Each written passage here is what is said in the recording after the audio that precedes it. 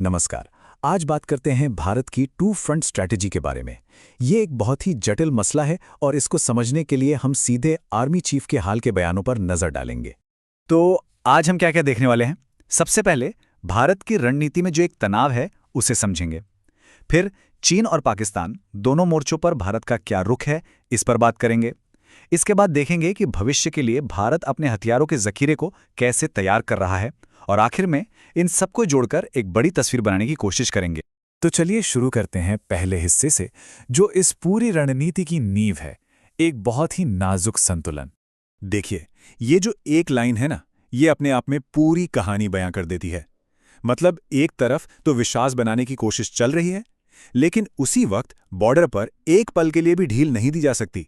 यही वो खिंचाव है जो भारत की सैन्य सोच के बिल्कुल केंद्र में है। चलिए अब पहले बड़े मोर्चे यानी चीन की तरफ बढ़ते हैं। देखते हैं कि ये जो दोहरी नीति है, ये असल में काम कैसे करती है। सबसे पहले ये समझना जरूरी है कि लाइन ऑफ एक्चुअल कंट्रोल यानी एलएसी है क्या। ये वो डी फैक्टो बाउंड्री है जिस पर आज भी दोनों देशों के बीच विवाद है, और यही पूरी स्थिति की जड़ है। इस स्लाइड में देखिए रणनीति के दोनों पहलू कितने साफ नजर आ रहे हैं। एक तरफ है बातचीत, मीटिंग्स, डिप्लोमेसी, और दूसरी तरफ है जमीनी हकीकत, बॉर्डर पर 24 घंटे की चौकसी। मतलब बातचीत अपनी जगह है, लेकिन तैयारी में कोई कमी नहीं। अब एक और अहम मुद्दा है शक्सगाम वैली का। ये वो इलाका है जिसे पाकिस्तान ने चीन को दे दिया था, लेकिन भारत इसे कभी भी न तो पाकिस्तान का मानता है, न ही चीन का। और आर्मी चीफ ने इस बात को फिर से दोहराया है, जिससे इस इलाके पर भारत का जो कानूनी स्टैंड है वो और भी मजबूत हो जाता है। ये कोई नई बात नहीं है, भारत हमेशा से यही कहता आया है।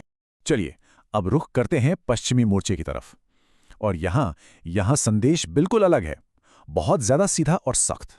सेना प्रमुख ने पाकिस्तान को लेकर एक बहुत ही साफ और कड़ी चेतावनी दी है, और इसमें उन्होंने जिक्र किया ऑपरेशन सिंदूर का, जो अभी भी चल रहा है।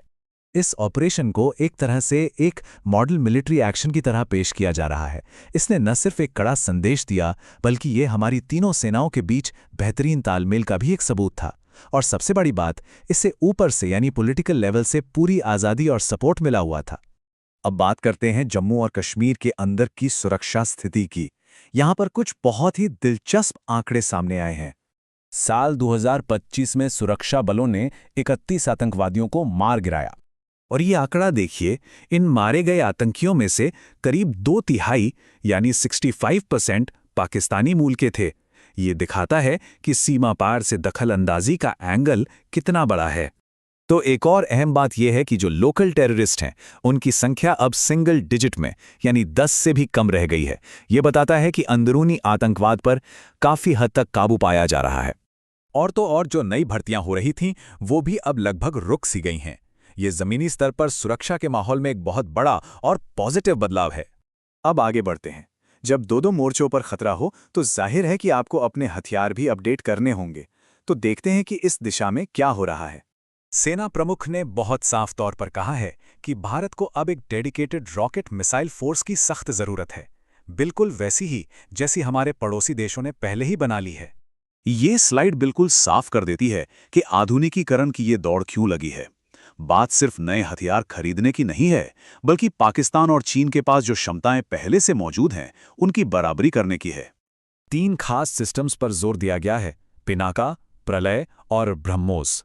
ये तीनों ही लंबी दूरी तक और एकदम सटीक निशाना लगाने वाली क्षमता को बढ़ाने की तरफ इशारा करते हैं। सिर्फ पिनाका सिस्टम का ही उदाहरण ले लीजिए। पहले 120 किलोमीटर, फिर 150 और आगे 300 से 450 किलोमीटर तक जाने का प्लान। ये दिखाता है कि एक एक कदम बढ़ाकर अपनी मारक क्षमता को कई गुना बढ़ाने की तैयारी चल रही है। तो इन सारी बातों का निचोड़ क्या है? जब हम इन सब टुकड़ों को एक साथ जोड़ते हैं तो क्या तस्वीर बनती है? तो कुल मिलाकर बात यह है कि भारत एक बहुत ही सोची समझी बैलेंसिंग एक्ट पर चल रहा है। एक तरफ चीन के साथ कूटनीति, दूसरी तरफ पाकिस्तान को लेकर सख्त रवैया, और इन दोनों ही नीतियों को ताकत दे रहा है एक लगातार आधुनिक होता सैन्य बल।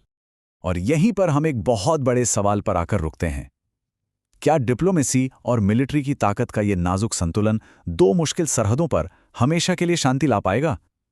ये वो सवाल है जिसका जवाब इस पूरे क्षेत्र का भविष्य तय करेगा।